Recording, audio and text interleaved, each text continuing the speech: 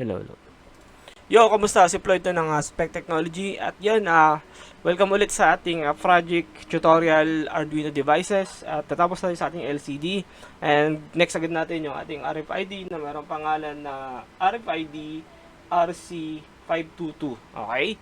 So, before we jump agad sa programming ng ating RFID, basic muna sa brief context muna regarding sa RFID. Yung ating RFID is gumagamit ng radio frequency, obviously.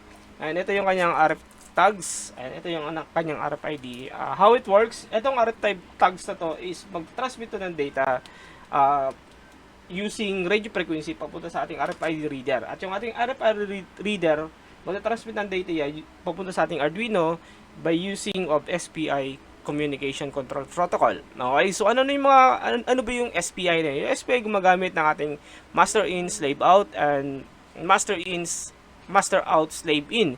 So, MOSI-MISO, clock source, data line, and reset, kung meron man.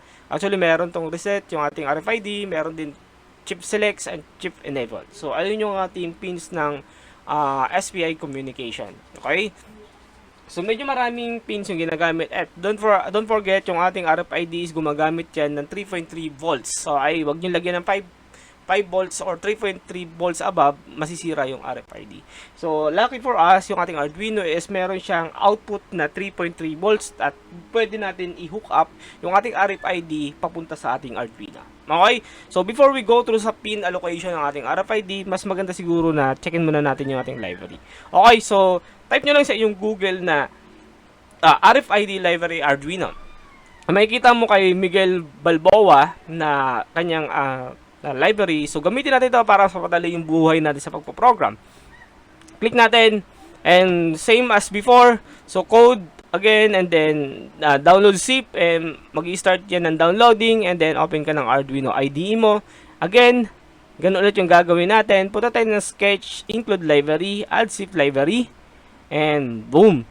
And punta tayo sa download, and then ito yung na-download natin, which is na-download ko na kanina. And pag in-open ko yan, magsa-successful siya or what? Pwede siyang yan. So, gaya na sabi ko, na-download ko na yan, and then na-install ko na rin sa aking Arduino IDE, kaya hindi ko na i-overwrite pa siya. Okay, for you is tuloy-tuloy lang yan, then magiging successful yung installation ng RFID library sa inyong Arduino IDE. Okay, once you have that, then go ahead and close yung windows mo ng ating Arduino IDE and reopen it para mag-sync in yung ating library sa ating Arduino IDE.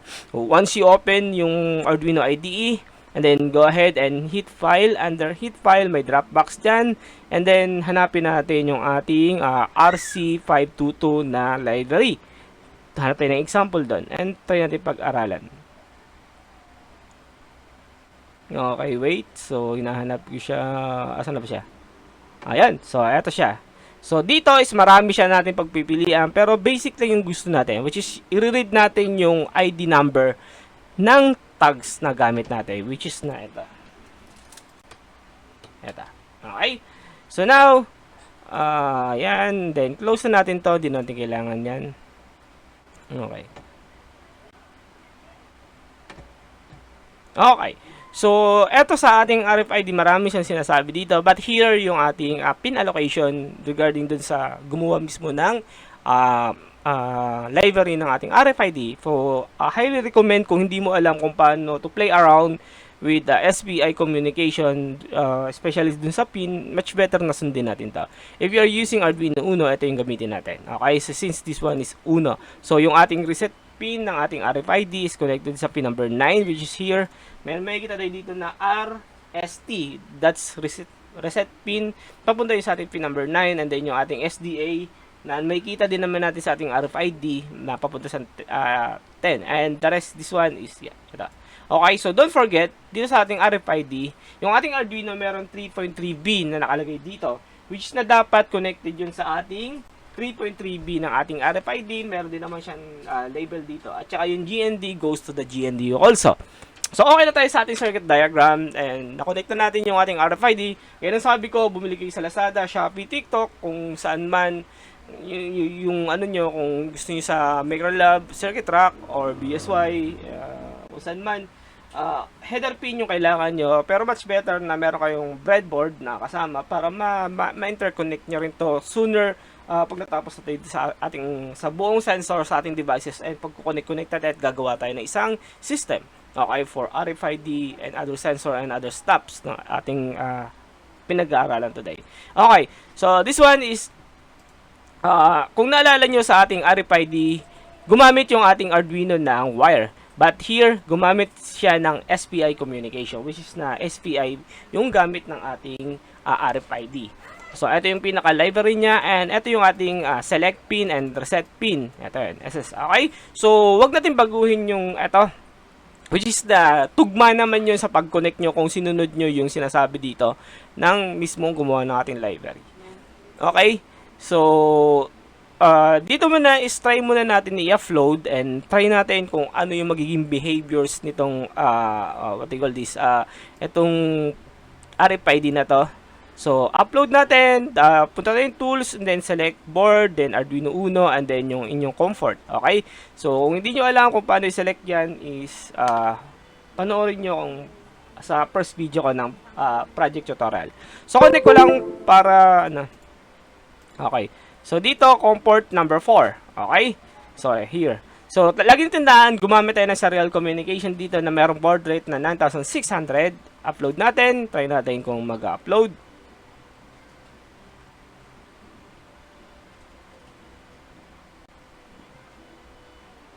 And wait. Okay. Uploading. And then, uploading. Open natin yung serial monitor. Try kong sadyain na sirain mo na yung ating serial monitor. I mean, maliin natin. So, ayan. Kung makikita nyo yung box then it's indicate sa ating serial monitor na mali yung baud rate na ginamit mo, which is na 9,000 dito, 600, pero ginamit mo is 11,500, which is na mali. So, kailangan natin na itama kung ano yung gamit ng Arduino kung anong gamit na baud rate ng ating Arduino, dapat ganun din yung ating computer, which is na yan. And close natin, and yan. And there. So, ito yung ating RFID. Ito. Yan. Itatap natin siya. Then, yan. So, here, makikita natin dito na the RFID number, RFID number tag is ito, in hex, and ito sa decimal. So, let's take a closer look dito sa ating code. So, nakikita natin na nare-read naman niya. So, ito yung pangalawang tag, which is na dapat magkaiba. So, ayun. So, una is, yung hex niya is 93, but dito is F3. Okay. So, ayan. So, pag naglagay ako, so, nakalagay dito, can't read previously tags, which is na same tag kasi yung inalagay mo. But, yung ibang tag naman yung inalagay mo is, mariread niya yung tags in hex and decimal. Okay. So, minsan hindi natin minsan kailangan natin na continuous reading yung tags, and minsan kailangan natin gamitin yung features na yan. Pero here's the code. Very basic lang muna tayo. Okay, so dito sa code natin, we have a setup void here, and gaya kanina sa LCD.begin, but here SPI.begin to establish communication, SPI from RFID, and initialize natin yung handshake ng ating RFID papuntang Arduino. Okay, so this one is pwede natin i-delete to kasi nga eto lang naman is yung code ng ating RFID something or yung ID niya. So we can delete this one. Okay, so pwede natin i-delete to. Hindi naman yun nagiging pero malalaman natin mamaya. This one is RFID is new ID presented card. So ito yung pumipigil sa ating code para bumaba siya dito.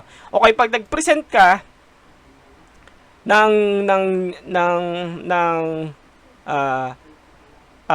kung nag-present ka ng card na hindi new, babalik lang siya dito. Okay? Magre-read lang ulit siya dito. Pero pag new or bagong RFID card tags yung mo, and then dito na siya. Okay? Pupunta na siya dito, and then i-verify niya kung na-read ba niya or kaya ba niyang i-read, or hindi ba corrupted or walang sira yung RFID tags mo. Well, mag-go through siya dito. Okay? Pero pag may sira, babalik lang din ulit siya dito at magre-read ulit siya. Okay? Simple as that. And this one is to get na yung ating, ayan, to get type yung ating RFID, so we can get, pwede natin sirain yan, hindi pwede natin i-delete yan, yung part na yan. Check RFID classic, pwede natin i-delete to. Hindi natin kailangan yung classic or ano. All we need is ano ba yung RFID? Ano ba yung ID nito ng RFID tags na to? So we can delete that. Pwede rin naman para mas malinis yung code natin. But here is new card detected, which is na kailangan natin yan para sa ID niya, or kailangan natin yan para sa ID para makuha natin yung ating RFID. Okay, so here is piniprint na natin, tags is blah blah. Ito yung, this one yung hex, and then we here dito na makita natin dito na print hex, and meron siyang argument na hiningi na dalawang argument, and print ulit dito, and another function ulit dito na may hiningi ulit siya. Basically, this one is for hex, ayan, print hex, and this one is for decimal or des. Ito, dec, okay? So, else tag previously is presented, which is na, ito yun. Else, ito. Else, here, ito yung if statement niyan, yan, okay. So, pag false to, ay pag true to, ibig sabihin, bagong RFID. Pero pag false to, ito yung ipiprint niya. Okay? So, simple as that lang naman, ito yung ipiprint niya sa else. Okay? So, can't read previously, which is na, ito yun. So, pag nasend ko to, yan, same card, ulit, tanggalin ko. Yan, same card. Ayan, ito yun. So, okay. So, kasi nag-false na to, kaya yung else yung nag-fire.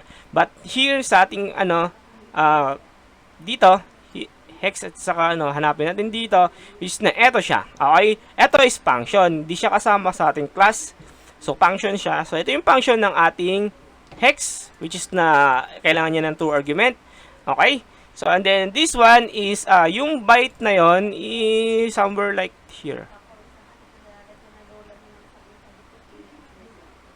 Nasaan yung byte? Okay. Buffer, so yung buffer na yon is ating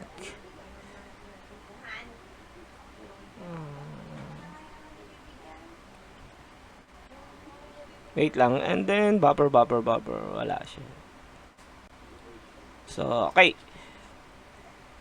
Okay, so yung buffer na to is ito yung tumatanggap ng raw data ng ating RFID cards, which is na yung raw data nito na binibigay papunta sa ating RFID reader at papunta naman sa Arduino. So dito naka-store yung raw data na yon. At dito sa part na to is kino-convert, chine-check niya muna kung less than hex 10. Pag less than hex 10 din, fire up sa 0. Pero pag greater than, then space siya. Ito lang naman is a trinary operator ng ating C++ na programming language. And this one is yung ating buffer naman is kunyari may laman yung ating buffer, may laman siya ng 10 buffer size, at ini-iterate niya kung gaano kalaki yung size na yon, kung gaano kalaki yung data na binato ng what we call this, ng RFID card. Kung gaano kalaki yon, iisa-isahin niya yung kunin, tapos i-convert niya into hex. Okay? At isi-save din niya, at ipiprint din niya isa-isa. Okay? Kaya dito, isa-isang numbers ang napiprint dito. Hindi yan sabay-sabay, isa-isa yan. Kasi nga, ini-iterate niya or iniisa-isa niya. Lagyan natin ng delay para makita natin at maintindihan natin how it works. At ito, hindi to natin magagamit sa mga door lock access, mga ganun. Hindi siya magagamit kasi hindi natin makakuha to kasi automatic na sa print na agad. Kung gusto mong kunin yung data or RFID tags natin, yung ID ng RFID tags natin is kailangan mo siya dito. But kailangan mo siya i-convert. Dito kinonvert niya, kaso nga lang nirekta serial print niya. Okay? So which is na walang kwenta. May kwenta siya actually. Pero raw data pa lang siya, hindi pa siya naayos. And yun. So try natin. And nakikita nyo, isa-isa niyang piniprint ito.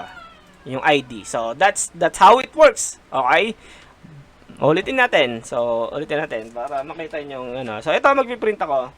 Hindi natin isa-isa niyang piniprint yung ano, so data. Okay? So, hindi natin may store at hindi natin mako-compare yan. Kailangan natin mailagay sa isang variables yan. Okay? So, dito is, gagawa ako sa taas ng variables. Here. So, global variables ako para ma-access ko yung function sa baba. Okay? Pag nilocal mo kasi is hindi mo ma-access. Gawa ko dito ng string and I call it ID and empty for now. Okay? Copy ko tong string, atong part na to. And dito tayo sa hex. Mas gusto ko kasi sa hex eh.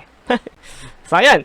So dito is id dot concat natin concatenation, tapos i-transpose ko siya or i-convert ko siya into string since naka-bytes tong buffer na to. Naka-bytes siya.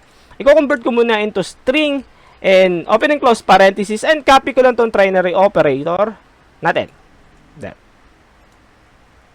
Simple as that. And check natin kung mag-error siya.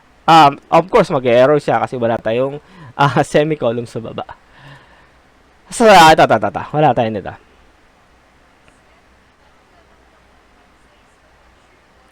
Okay. And wala tayong naging error. Then, after that, copy natin to. And then, eto is babaguhin lang natin to. Actually. And then, yan. And then, after that, is concat pa rin dun sa ID. Concatenation is parang, kunyari, ID is equals to ID plus kung ano yung buffer nito. Kung ano yung data. That's concatenation. Parang pina-plus natin sa sarili niya.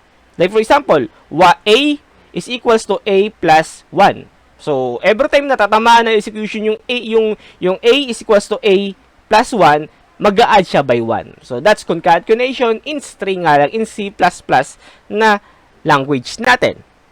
Okay, but here, dito naman is na-check na natin kung less than siya, dapat 0, less than sa, eto, is 0, and, what I call this, pag greater than naman siya sa hex 10, and, magiging space siya. Okay, which is na, nakikita naman natin dito, ayan, space, yan, eto yan. Okay, nag-less than sa 10. Hindi ko alam kung bakit, pero that's how it works kasi yung RFID, siguro, kaya may space, siguro pag nag-greater than hex 10, space na siguro yung ibig sabihin nun, or encrypt, siguro naka-encrypt yung ating RFID na pag less than hex 10, ang ibig sabihin ng RFID tags ko is space. Okay, so I don't know, anyway.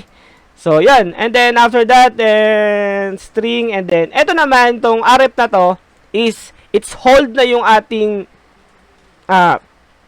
hiwa-hiwalay na data, pero hindi pa siya naka-hex. So, kailangan natin siya i-convert na hex. So, pero meron na rin siyang space, 225.22, tapos space, 211.22 space. So, meron na siyang ganon. Pero gusto natin i-convert pa rin yun into hex para maging ganito na siya. F3, 89, mga ganon. So, here is, lagyan natin dito na hex para i-convert natin into a hex. Okay? So, yung buffer na yun, kung ano yung laman ng buffer, which is na ganito, na naka-decimal inform pa siya, na raw number pa siya, or raw data pa siya, pero separate na yung each na, kung kumbaga na decrypt na siya, pero ngayon ita-translate naman natin into a hex. Okay? At after that, ang pinaka-final nun, isi-save natin sa ating ID, na which is ginawa natin kanina, gumawa tayo ng global variable na ID, which is yung type niya is string. Kaya eto is yung decrypted na raw data is convert natin into string. Okay? And then after that, yung converted data from 2 to hex is kinonvert natin into string at kinoncut pa rin natin sa ating ID. Okay? Try natin i-upload kung sa compiling pa lang dapat mag-error o wala siyang error. And then after that, dito natin. So here is print tayo, serial.println tayo dito para ma-separate natin kung gumagana. Serial.println and then print lang muna. And then I call it string ID. And this one is copy lang natin to. Paste it sa baba and print line. Okay? So, ano man yung print line na yan, saka natin pag-usapan. And ipiprint natin yung ID. And after that, syempre, nagko-concatenation yung, nagko-concat ko or nag-add itself to, kailangan natin i-clear after natin i-print yung ID. So, I think ID is equals to empty string and boom, that's it. Upload natin.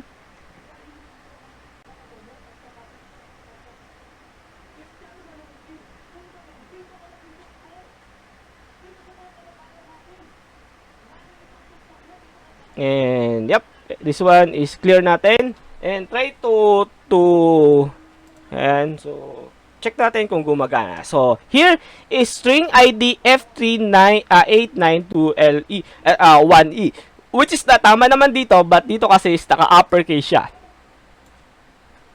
Pero dito hindi siya naka uppercase.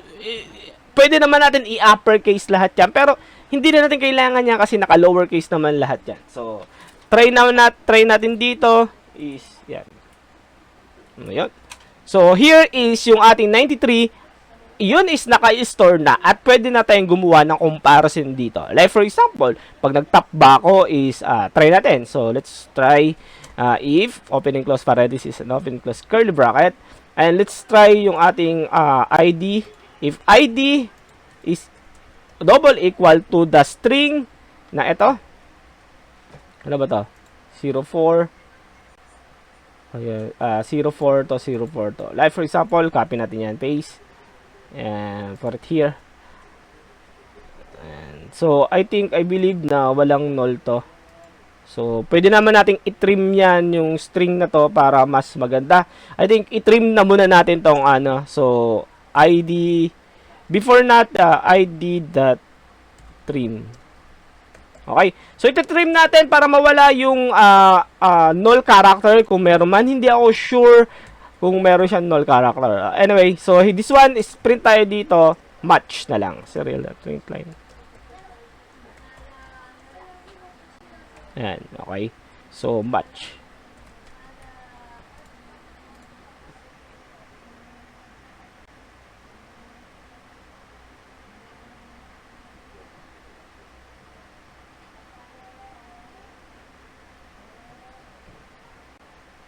Okay, then uploading and yep, try natin. Okay, match. Okay. So, pero pag ito walang match. Okay? This one, ulitin natin. So, ito, Arduino. And, yeah.